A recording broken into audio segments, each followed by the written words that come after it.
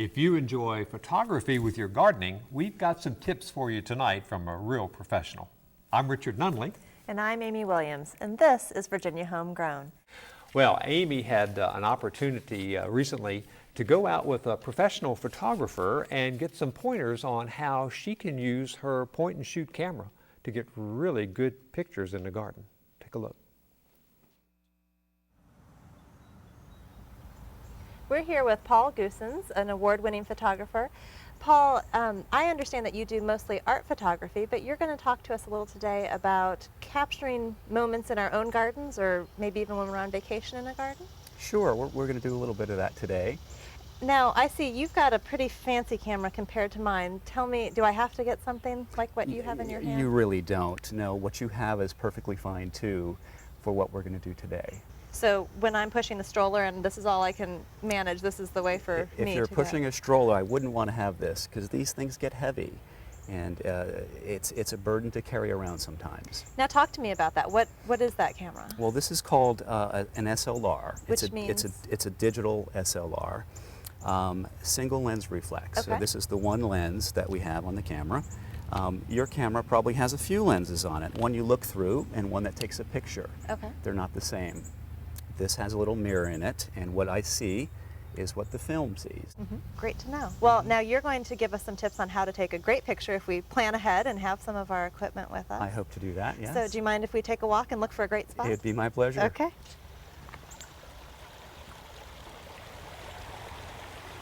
Now, Paul, one thing I've always been curious about is how to capture water on film. Is there some suggestion? Do I need a zoom lens to get in there? Well, that could work in most circumstances, but I don't think you could get around the sculpture. I think we have to look where there might be a better vantage. So it doesn't mean it's a lost shot if it's no, not at all. where I first not at see all. it? Yeah, no. If we walked over there, it might be better, but I don't think it would. Let's try off to the left. Okay. Now, what we're looking for is just a way of minimizing what we see? That's exactly right, Amy. By finding another vantage, we can perhaps find a better image, and it looks like we have. Are we looking to capture a big area, or is there a secret to honing in on something? What we're seeing with our eye is a three-dimensional picture. What we'll do with photography is try to remove things, because it's going to be a two-dimensional image. So there's a tree here to the left that may not be very pretty. We might want to crop that out later. Okay. But we'll shoot it now as is, and then maybe later we can take it to the darkroom and see what we can do with it to make it better. Now, Paul, one of the things that I'm always fascinated about with water is how frothy it looks, but it seems like every time I take a picture with my little point and shoot, I lose that. Yeah, what you need to adjust is your shutter speed. The water is moving. Most everything else around here is not. So by using a tripod and reducing the shutter speed, we can actually get a flow of water, and it'll start to look like cotton. And the exposures, if you can, a 15th of a second or even up to a minute, it's really neat, nice effect. And what I would do is take several and pick out the best one. The best one. Now, there are things other than water that I've been interested in. Could we take a walk and Let's find look some for color. some nice color? Great. Now, Paul, this would be something that I would find myself attracted to take a picture of, some nice cone flower. Do you have any recommendations for what I could do? You can see I got quite a bit of stuff, actually. What I might suggest is subtracting from that image. Okay. So just stepping closer, you I think is going to be stepping the closer key? might be a stronger image. And focusing primarily on the flowers themselves? Whatever draws your interest. So I look at that, and that still seems awfully busy and doesn't quite capture the same feeling that I have here. It sure does. And what you've also done is captured some flowers that are expiring. Sure. So it's not going to look better on the computer later. So I think what we have to do is even get a little closer. Okay. These flowers back here seem to be maybe a little closer yet if you can. Still closer. And I bet you that's going to be a stronger image. And the wall actually is a nice wall. It's a neutral color, which is a nice contrast to the brightness of the flower. But now it looks like it's sort of dark in places. Is there a secret for brightening those up? Well, we can use this tool as a reflector, and we can get some shadow highlight in there. I see, yeah.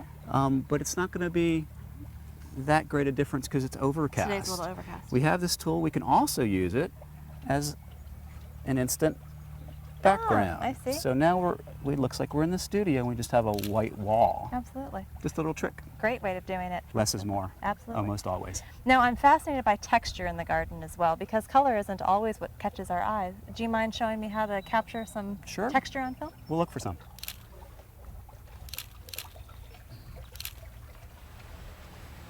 Now, Paul, one thing I find in the garden is there's always a lot of great texture, but so often it's like this case where it's all green or all brown or kind of a solid color. If you don't have the color, we want to focus in on the texture.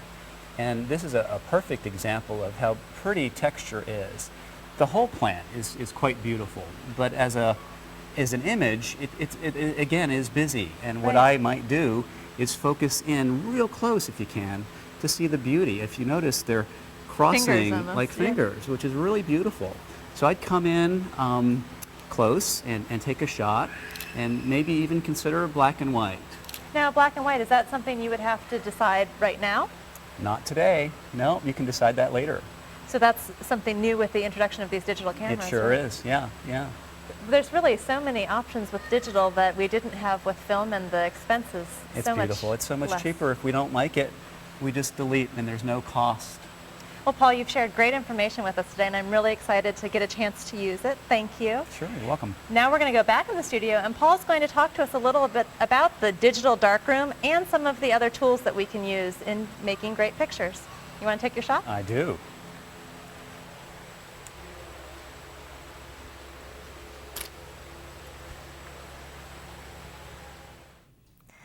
Now, Paul, I mentioned that you're an award-winning photographer, and anyone who is in the Charlottesville area can see your Art in Place award, right? I believe they can, yes, off of the 250 bypass. It's a beautiful piece of work. Thank you. Appreciate that. We're proud of it. Very nice. And now you have quite a collection here, and I'm remembering when cameras looked a little bit more like this, but this one I'm not familiar with. Talk to me about this great little This camera. is my first camera. It was given to me when I was 8 by an uncle of mine. It's a wonderful piece of equipment. They sold millions of those. That's called a Kodak Brownie, I believe. It's the third, perhaps fourth incarnation of the Brownie. They started those in the early 1900s, and they sold them for $1 a piece, so that you would buy their Kodak film. So the money making was on the film. Yep. Well, that's great, and I love that you still have it. And then this is the first SLR that I ever used. Yep. What's it? They sold 5 million of these copies. It's a wonderful camera. It's actually light compared to some of the more modern cameras that we'll see in a moment. And then we moved on to digital, right? Yep. Smaller. You can put it in your pocket, take it anywhere. It comes with a flash even, which was remarkable because, as you I remember recall, those these big didn't have add-ons. flashes, and you had to bring those along as well. Yep. And now when you move up from this into the single lens reflex, there's quite a range in how much you can spend on these, isn't there? You really can, even with these models. You can spend $200, or I've seen them as high as $800 Wow. for something like that. And similarly with these two, they look the same, but they're quite different. This little kit here could be obtained for about $600. It includes a telephoto lens that starts at a wide angle and goes to a moderate telephoto where you can get closer. Okay. This little kit here is considerably more expensive. This would be about $2,500, and it doesn't have a zoom. So this is definitely more professional grade, and this is more what someone in their backyard might use if they wanted to try SLRs. That's correct. Yeah, this is a big investment to jump into right away. It's the difference in image quality, marginal. This is plastic. This is metal. Okay. This is watertight, or at least resistant. Right. And this is not. But take a feel. It's much, much lighter Absolutely, big than difference. this, So for a smaller hand, this would be much easier to use than something that's. and a smaller budget. Now, when you talk about lenses, this has a nice range, but you had mentioned that wide angle was particularly helpful in the garden. It really is. Most people like the larger lens. I don't know why that is. Here's an example of a larger lens. I seldom use it. These two lenses go on either of these cameras because these are both Nikons. This is a Canon.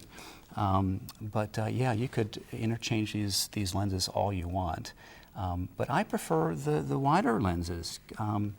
You get so much more in your photograph. So if you have to carry just one lens, what is it that you're usually carrying? Well, not these. I Yeah. would carry just the standard single focal length 50 millimeter. Now- Because you can walk up close to a subject or you can back off. Certainly. Now, do you have a secret for if you only have that lens, how you can get a more macro type shot?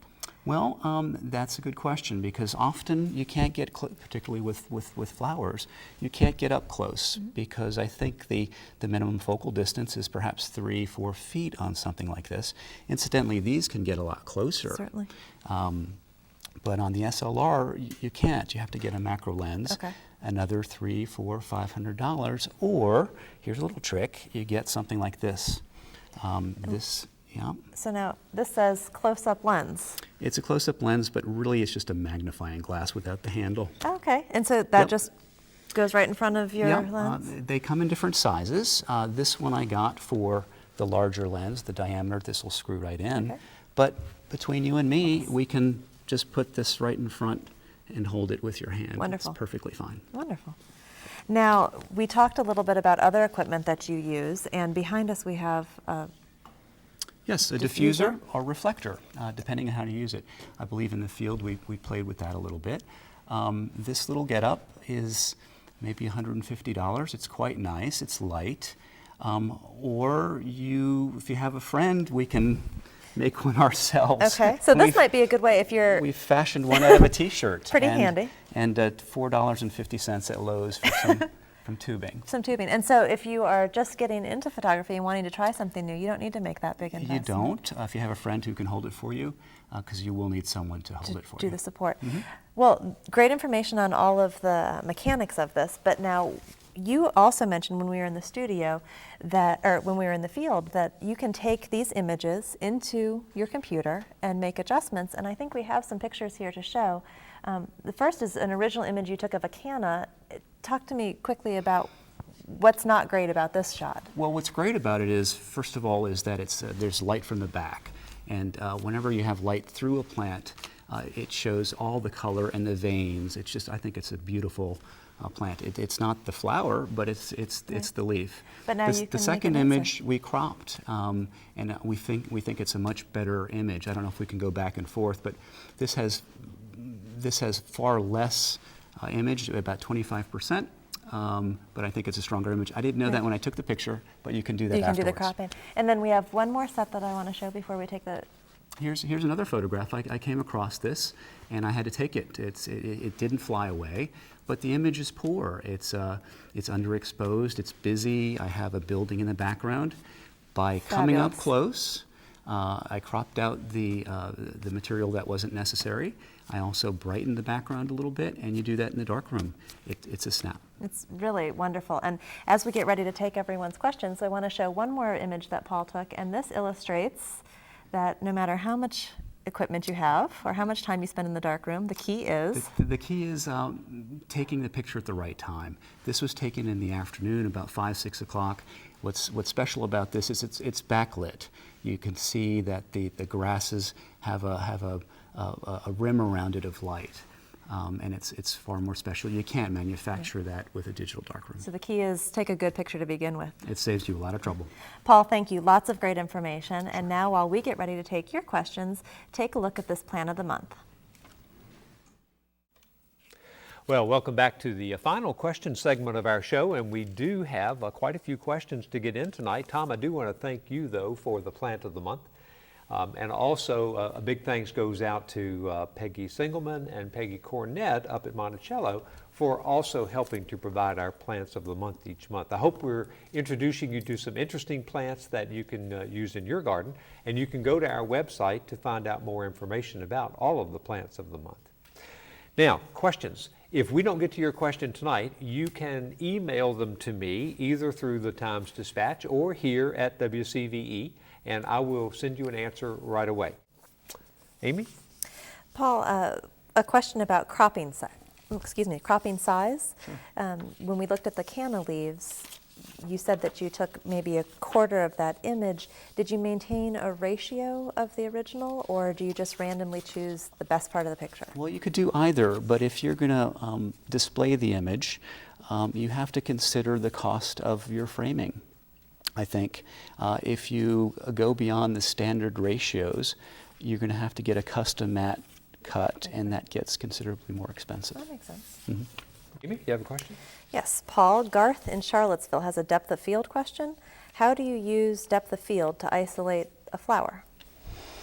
Well, if you get up close, your depth of field, and for those who don't know what that is, it's the portion of an image that is in focus in your photograph. It is very narrow, especially when we get up close to a subject. It could be as narrow as 1/4 of an inch. You may want to increase the depth of field to get the whole flower, and you do that with a smaller aperture. Okay. That requires a tripod because that will require a longer exposure. But it's also nice to keep a shallow depth of field. So if you are doing a lot of micro shots, then or macro shots, do you recommend using a tripod? I would try both to see what result you'd best. like. Yeah. Great. It's all supposed to be fun. Yeah. Well, speaking of fun, Tom tells me that he's been camera shopping. And now we'd like to have your advice on, Tom, ask him. Well, my question is that I think I'm ready for a single lens reflex digital. But when I wander into the camera shop and start getting advice, I get a little muddled because there are so many bodies, so many lenses. And even though I was following the steps that you were giving me advice, I was looking for maybe 1 or 2 more tips as to where I go to get good advice, or how do I wade through all of the sales techniques. You're not going to like my answer. Yes, sir, and it is? It doesn't matter. It really doesn't matter. Buy what you're comfortable with, budget-wise, primarily, obviously. But some of the greatest images we've seen were taken on equipment that was long ago it's just obsolete now. So if you stay within the reputable brands, Canon, Nikon, Olympus, Sony, you really can't go wrong. And keep in mind that the generations of these bodies are not lasting as long as they used to. I was given a camera and I have it 40 years later. That's not going to be the case any longer, I'm afraid. You're going to keep it 2, 3, 4 years, and you'll be asking that question again, so don't spend too much time on it. Very good advice, thank you. That is good advice. Well, we are just about out of time, and guys, I want to thank you so much for sharing your expertise with us. Paul, nice to meet you, and Tom, always good to have you here. Thank you. Great information tonight, and I hope you enjoyed it as well. Let me tell you that next month we'll be back on Virginia Homegrown.